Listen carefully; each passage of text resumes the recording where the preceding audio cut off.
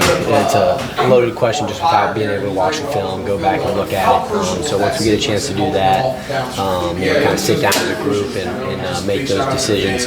There's a lot we need to clean up for sure, but just really happy with the win right now over a really good, ACC opponent, and just looking to get better off those mistakes and move forward. What was it like to put the game away with the running game?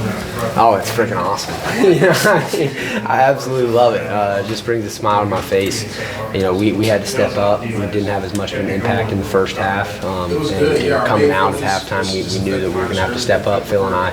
That's exactly what we did. I think it was around 170 yards in the second half, and that's what we do, and that's what we expect to do. So to be able to put it away and help out our defense a little bit was a great feeling. What was it you couldn't really get the rhythm of this offense going? Could you put your finger on why that was? You all day long, really.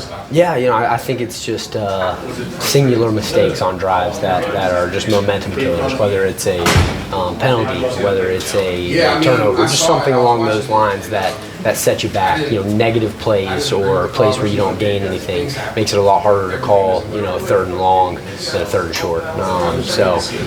Just not making those little mistakes and being able to step up and make it a lot easier on Cade and Coach Riley to execute there. I guess what changed with the running game in the second half? Why do you think you were able to actually start to find some goals? I think just the volume of it, to be honest. Kind of like one of the previous questions, we just didn't have much rhythm, a lot less in the first half than in the second half. And once we found that rhythm, we were able to get more into the run game. Offensive line really stepped up and was making huge blocks, covering them up.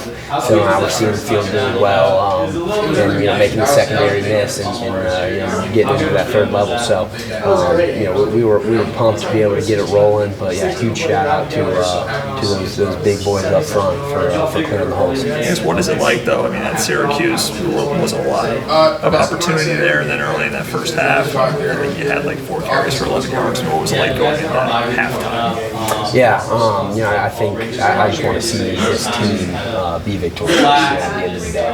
So, kind of going back out after halftime, knew that I needed to step up. Phil and I both of us knew that we needed to step up and help this offense out, make it a little bit easier on the defense. So I think it was just motivation coming out of halftime to do our part and step up. Well, heading into a week off now and then a big second half, what do you guys have to do to get to where you want to be? Mm-hmm. Yeah, I think it's Coach Sweeney has been relaying it on us, but just go 1 week at a time. That's all we can do.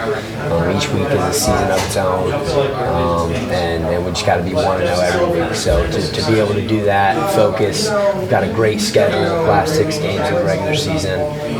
So just to compete against every opponent and do what we need to do, make the routine plays, and when we do that, everything seems to go pretty well. Speaking of Coach Sweeney, did you kind of celebrate his record-tying career win in the locker room afterwards? 100%. Yeah, we celebrate wins, but when it's something like that, it makes it a little bit sweeter. Just so many great things I can say about Coach Sweeney, but he's a huge part of the reason why I'm where I'm at today.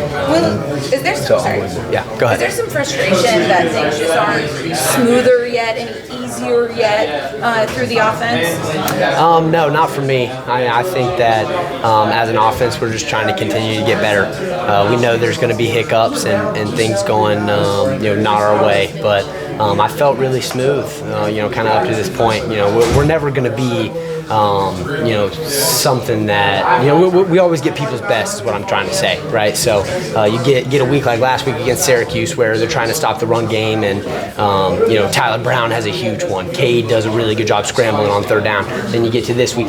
Defenses are always trying to do something else against us. So just being able to decipher that early on, make adjustments and go off of that. Obviously you want to be smoother. You want to help out the defense a ton more than we did today. But hey, anytime you get a victory, you got a smile on your face, and you just got to look at those opportunities as a way to get better. Saw a moment between you and Cade there on that on the false start that was called. You've talked about your passion, your energy that can come out on the field. Well, what transpired there, and what's it like to kind of be able to put that stuff behind you guys on the fly? Yeah, it's really easy for Cade and I just because of the great relationship that we have. and I think kind of how it's viewed is kind of not where it goes. On the next play, we've already forgotten about it. But no, that was 100% on me. Just got the wrong call. Just a communication error between Cade and I. But at the end of the day, I got to know my stuff a little bit better and be able to pick up. But yeah, it was totally on me. So just got to move on to the next play like we did. Well, on the fumble early, the exchange between you and Cade, I guess what went wrong there from what?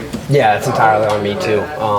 Just got to give him room to pull the football. And when I get down there and it becomes a little bit longer of a mesh, I tend to just want the ball and go, especially when I'm feeling pressure from that defense end that was crashing. They were bringing a sassy blitz from the field. Right? So two guys, defense end crashes. It's a little bit quicker. Still a really tough read on Cade because you got outside force, right? So he doesn't want to pull the ball.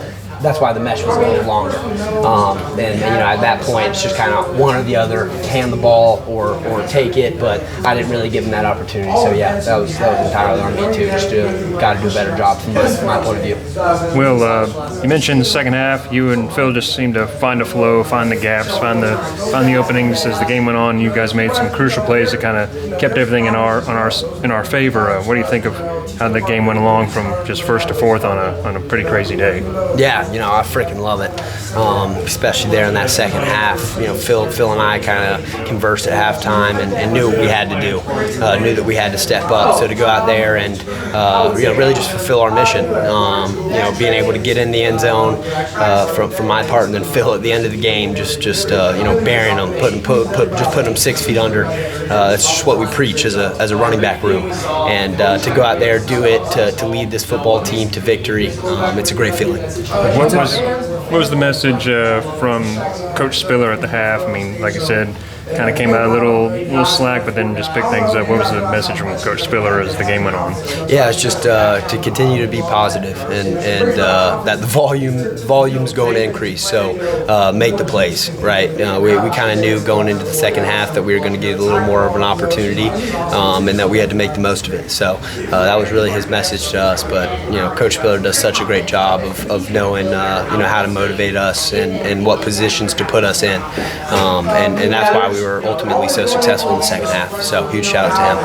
You talked about you guys needing to clean some stuff up heading into the bye week. What are some things you specifically are still looking to clean up? Yeah, me specifically.